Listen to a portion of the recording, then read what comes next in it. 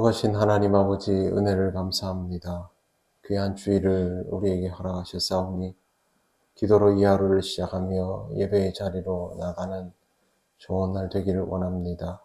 우리를 인도하여 주옵소서. 예수님 이름으로 기도드립니다. 아멘. 찬송가 363장 하나님께 찬양드립니다. 내가 깊은 곳에서 주를 불러 아뢰니 주여 나의 간구를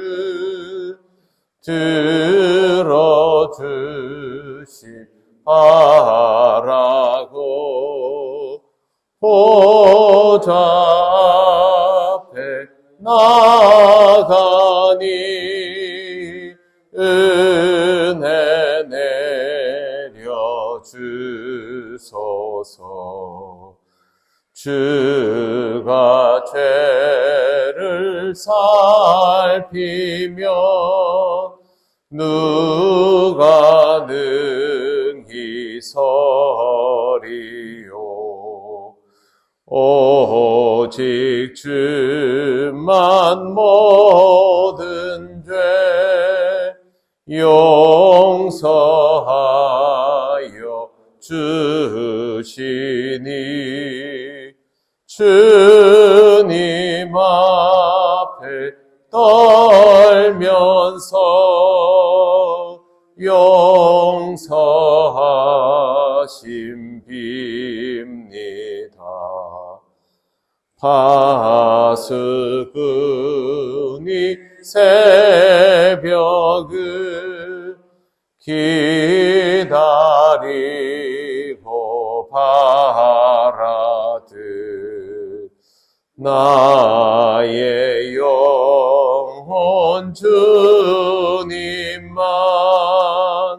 간절하게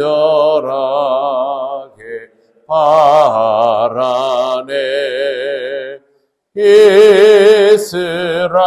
이스라엘 백성아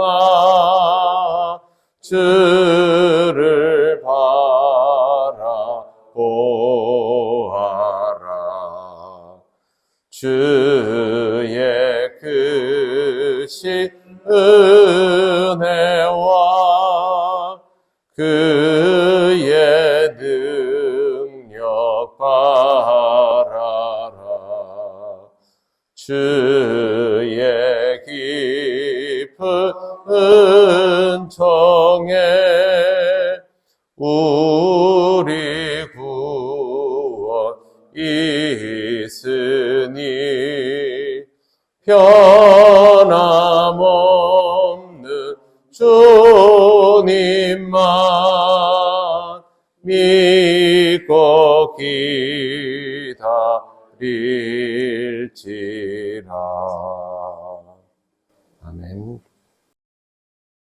하나님 말씀 누가복음 7장 36절부터 39절입니다. 한 절씩 교독하겠습니다. 한 바리새인이 예수께 자기와 함께 잡수시기를 청하니 이에 바리새인의 집에 들어가 앉으셨을 때에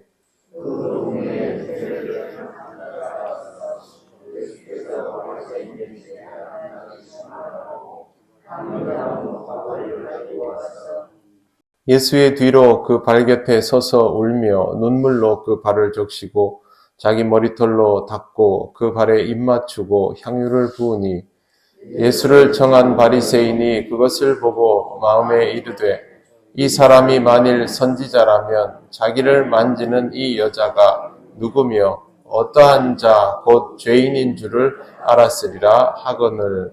아멘. 한 바리새인이 예수님께 식사할 것을 청하였습니다. 이것은 굉장히 이례적인 일입니다. 보통 복음서에 등장하는 바리새인들은 예수님을 배척하는 모습만 비춰져 있기 때문입니다.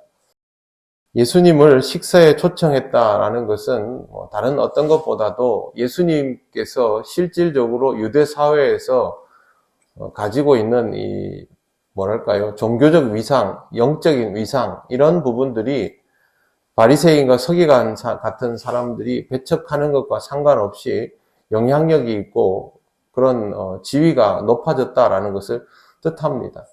비난하고 약점을 찾으려고 했지만 실제로 예수님은 이미 유대 사회 안에서 사람들에게 많은 영향을 미치고 있었던 것입니다.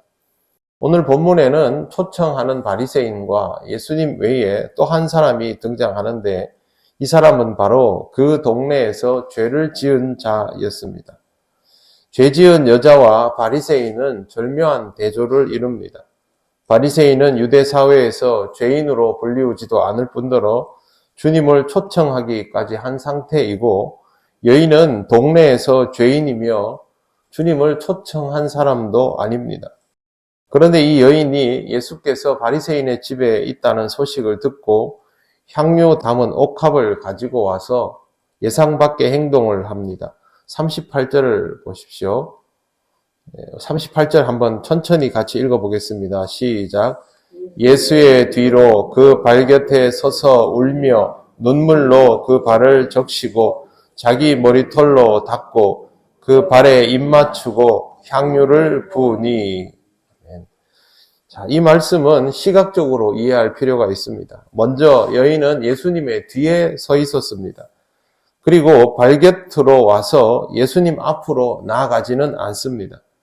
이것은 여인이 지금 예수님의 식사를 방해할 의도가 전혀 없다라는 뜻입니다.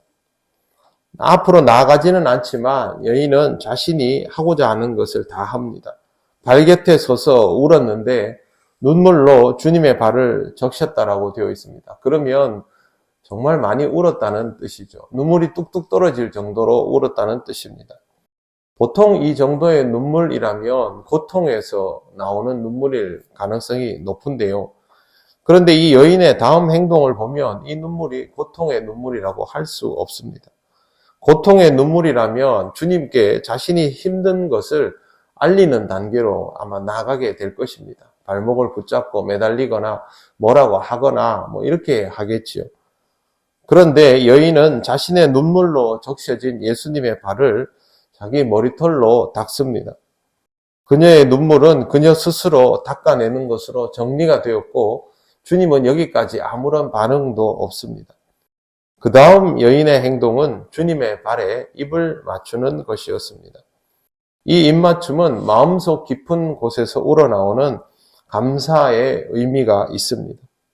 입맞춤이 감사인 것을 알 수 있는 또 하나의 이유는 여인이 자신이 가져온 향유를 예수님의 발에 부은 것입니다.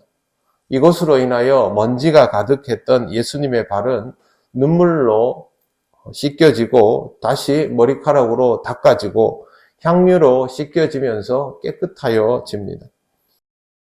본래 유대 사회에서는 향유를 머리에 붓는 관습이 있습니다. 손 아래 사람에게 부을 때는 축복하는 의미로, 그 외의 의미는 존경의 의미입니다. 여인은 근데 머리에는 붓지를 못했습니다.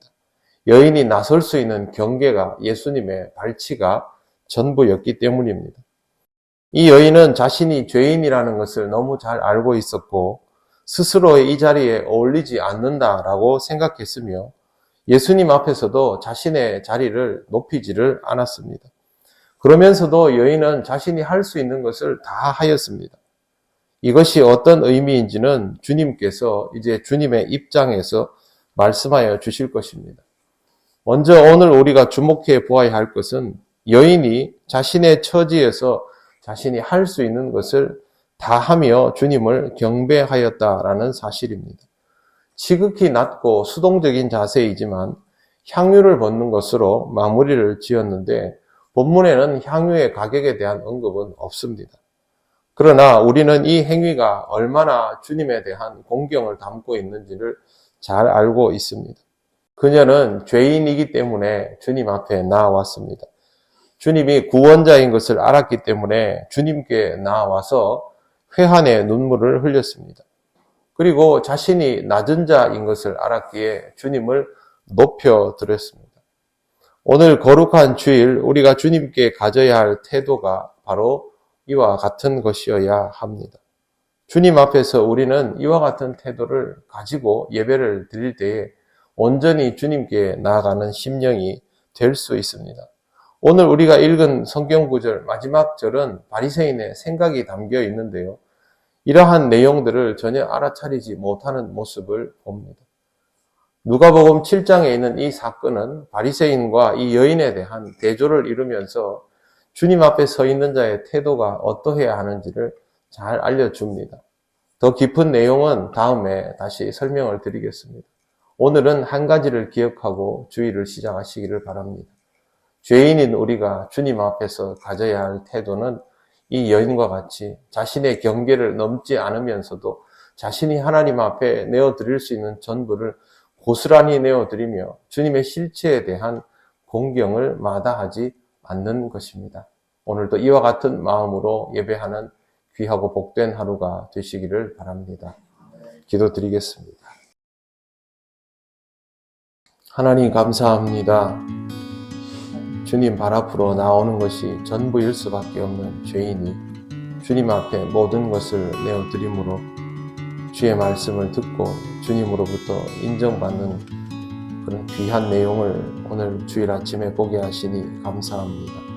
우리를 부르신 주님을 항상 공경하는 삶이 되게 하여 주옵소서. 주님 앞에 우리가 죄인임을 깨닫게 하여 주시고 오늘도 마음과 정성을 다하여 주님 앞에 눈물로 기도하며 온전히 우리의 것을 내어드리며 영광을 돌리는 귀한 하루가 되기를 원합니다. 하나님 앞에 예배자로 이 하루를 살아가는 우리 통영교회 모든 성도들 되게 하여 주옵소서. 예수님 이름으로 기도드립니다.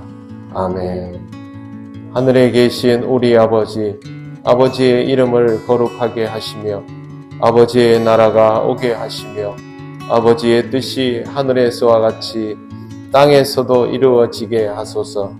오늘 우리에게 일용할 양식을 주시고 우리가 우리에게 잘못한 사람을 용서하여 준 것 같이 우리 죄를 용서하여 주시고 우리를 시험에 빠지지 않게 하시고 악에서 구하소서. 나라와 권능과 영광이 영원히 아버지의 것입니다. 아멘.